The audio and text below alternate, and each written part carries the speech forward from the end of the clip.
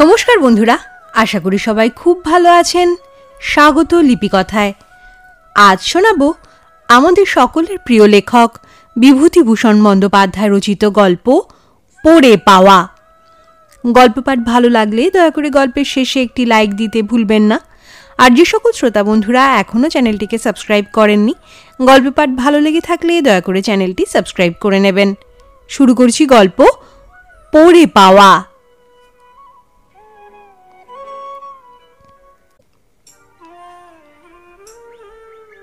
কাল বৈশাখীর সময়টা আমাদের ছেলেবেলার কথা।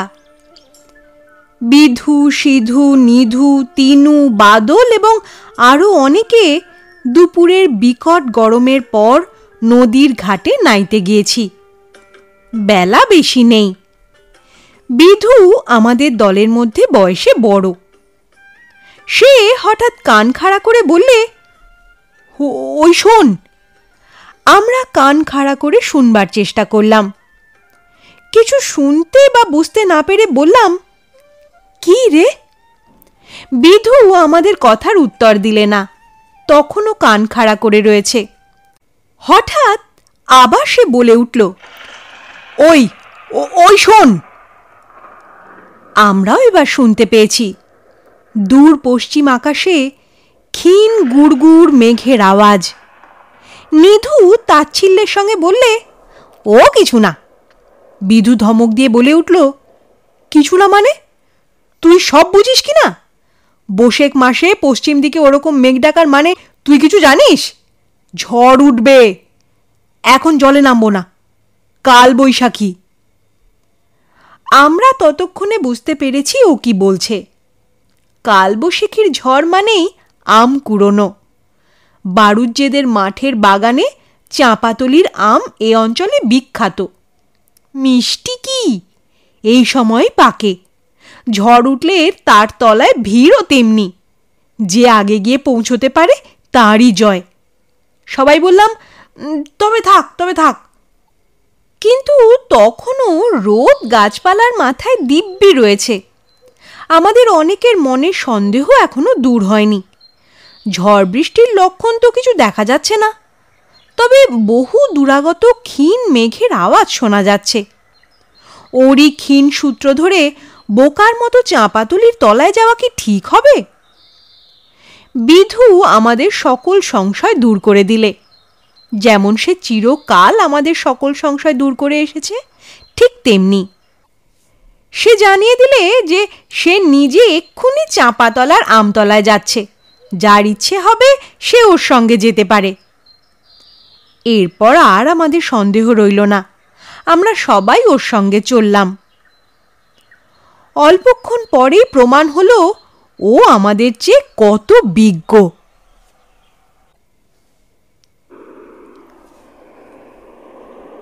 ভীষণ ঝড় উঠল। কালো মেঘের রাশি উড়ে আসতে লাগলো পশ্চিম থেকে। বড় বড় গাছের মাথা ঝড়ের বেগে লুটিয়ে লুটিয়ে পড়তে লাগলো। ধুলোতে চারিদিকে অন্ধকার হয়ে গেল। একটু পরেই ঠান্ডা হাওয়া বইল। ফোঁটা ফোঁটা বৃষ্টি পড়তে পড়তে চড়চড় করে ভীষণ বাদলের বর্ষা নামল।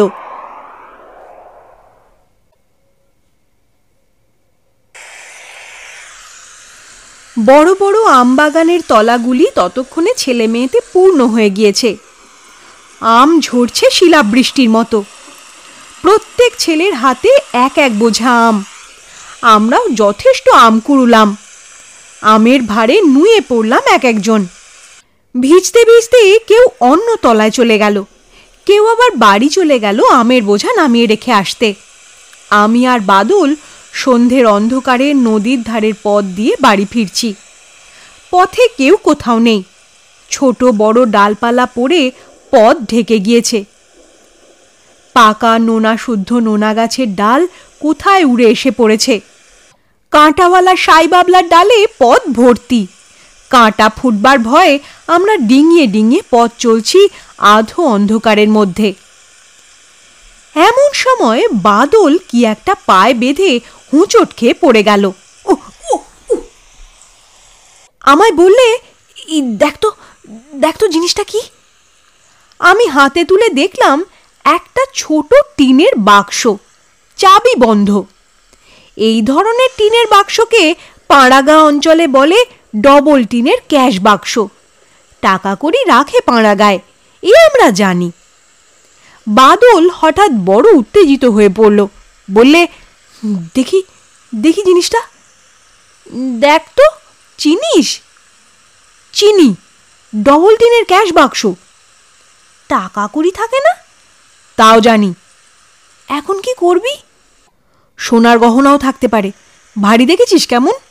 তা তো থাকেই, টাকা গহনা আছে এতে, বুঝলি? টিনের ক্যাশ বাক্স হাতে আমরা দুজনে সেই অন্ধকার তেঁতুল তলায় বসে পড়লাম। দুজনে এখন কি করা যায় তাই ঠিক করতে হবে এখানে বসে। আম যে প্রিয় বস্তু, এত কষ্ট করে ঝড় জল অগ্রাহ্য করে যা কুড়িয়ে এনেছি, তাও একপাশে অনাদৃত অবস্থায় পড়েই রইল থলেতে বা দড়ির বোনা গেঁজেতে। বাদল বললে, কেউ জানে না যে আমরা পেয়েছি। তা তো বটেই, কে আর জানবে? এখন কি করা যায় বলতো? বাক্স তো তালা বন্ধ। এখনই ইট দিয়ে ভাঙি? যদি বলিস তো।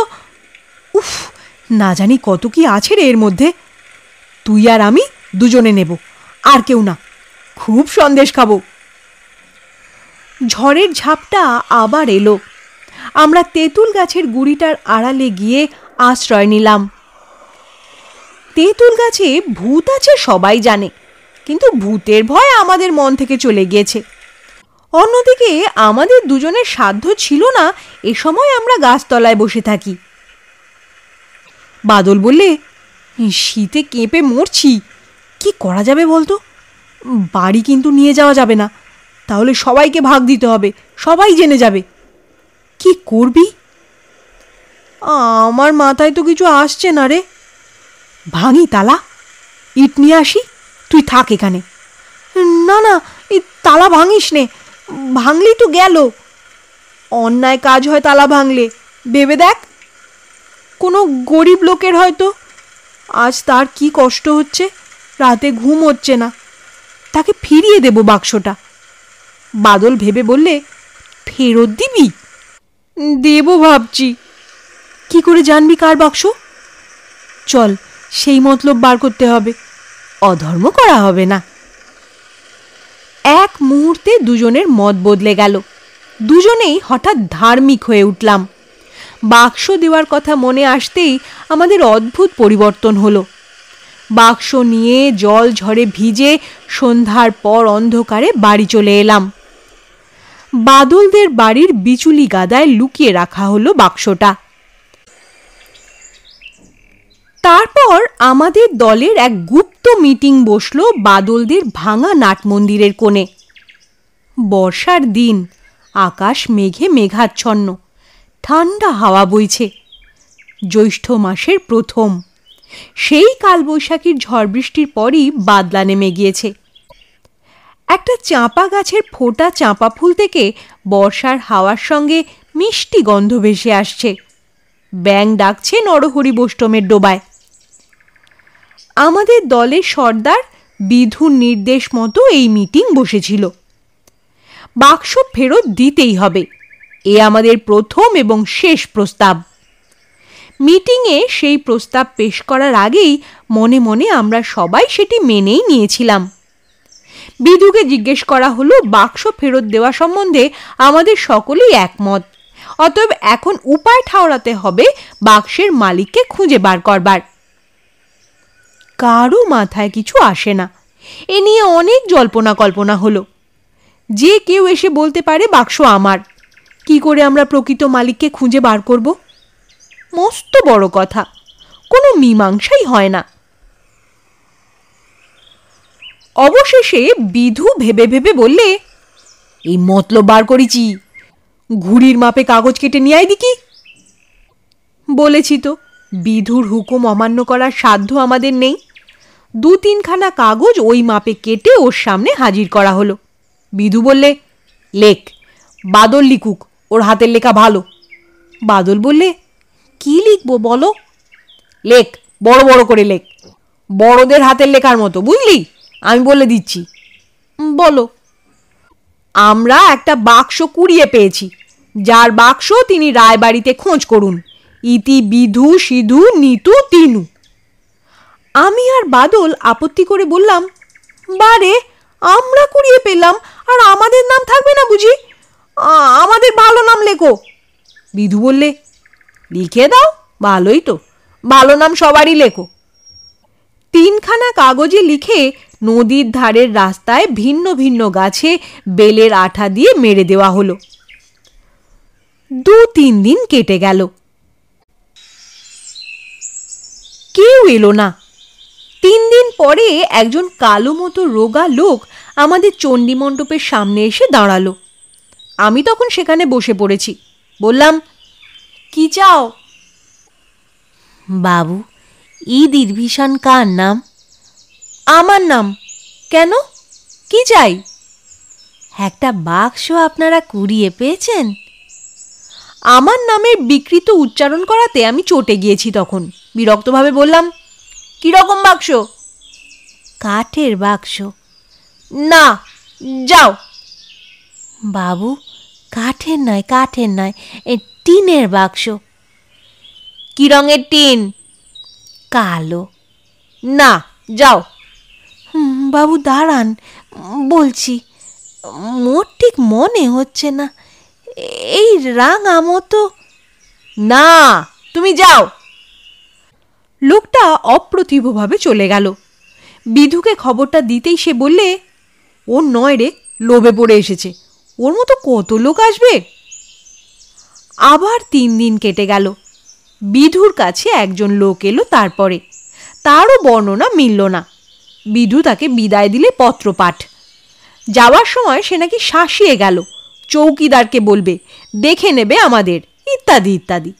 বিধু তাচ্ছিল্যের সুরে বললে, যাও যাও, যা পারো করো গিয়ে, কোনো বাক্স আমরা কুড়িয়ে পাইনি, যাও।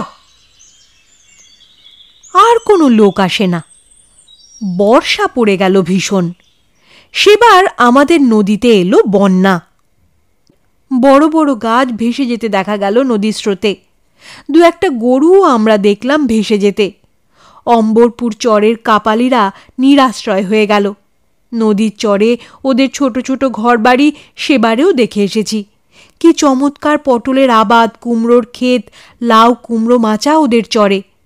2 পয়সা আয়ও পেত তরকারি বেচে। কোথায় রইল তাদের পটল কুমড়োর আবাদ? কোথায় গেল তাদের বাড়িঘর? আমাদের ঘাটের সামনে দিয়ে কত খড়ের চালা ঘর ভেসে যেতে দেখলাম। সবাই বলতে লাগলো, অম্বরপুর চরের কাপালিরা সর্বশান্ত হয়ে গিয়েছে। একদিন বিকেলে আমাদের চণ্ডী মণ্ডপে একটা লোক এলো। বাবা বসে হাত বাক্স সামনে নিয়ে জমি জমার হিসেব দেখছেন। গ্রামের ভাদুই কুমোর কুয়ো কাটানোর মজুরি চাইতে এসেছে। আরও 2-1জন প্রজাপত্তর এসেছে খাজনা দিতে। আমরা 2 ভাই বাবার কড়া শাসনে বইয়ের পাতা উল্টাচ্ছি। এমন সময় একটা লোক এসে বললে, দণ্ডবত হই ঠাকুর মশাই। বাবা বললেন, এসো, কল্যাণ হোক। কোথা থেকে আসা হচ্ছে? আগে অম্বরপুর থেকে, আমরা কাপালি। বসো। কি মনে করে? তামাক খাও, সাজো। লোকটা তামাক সেজে খেতে লাগলো। সে এসেছে এ গাঁয়ে চাকরির খোঁজে। বন্যায় নিরাশ্রয় হয়ে নির্বিষ খোলার গোয়ালাদের চালাঘরে সপরিবারে আশ্রয় নিয়েছে। এই বর্ষায় না আছে কাপড়, না আছে ভাত। 2 ধান ধার দিয়েছিল গোয়ালারা দয়া করে, সেও এবার ফুরিয়ে এলো। চাকরি না করলে স্ত্রী পুত্র না খেয়ে মরবে। বাবা বললেন, আজ এখানে 2টি ডাল ভাত খেও। লোকটি দীর্ঘশ্বাস ফেলে বললে, তা খাবো, খাচ্ছি তো আপনাদের। দুরবস্থা যখন শুরু হয় ঠাকুরমশাই, এই গত জ্যৈষ্ঠী মাসে নির্বিষ খোলার হাট থেকে পটল বেচে ফিরছি। ছোট মেয়েটার বিয়ে দেব বলে গয়না গড়িয়ে আনছিলাম। প্রায় 250 টাকার গহনা আর পটল বেচা নগদ টাকা 50টি। একটা টিনের বাক্সের ভেতর ছিল। সেটা যে হাটের থেকে ফিরবার পথে গরুর গাড়ি থেকে কোথায় পড়ে গেল তার আর খোঁজই হলো না। সেই শুরু হলো, আর তারপর এলো এই বন্যে। বাবা বললেন, বলো কি, অতগুলো টাকা গহনা হারালে? অদ্দেষ্ট, অদ্দেষ্ট, একেই বলে বাবু, অদ্দেষ্ট।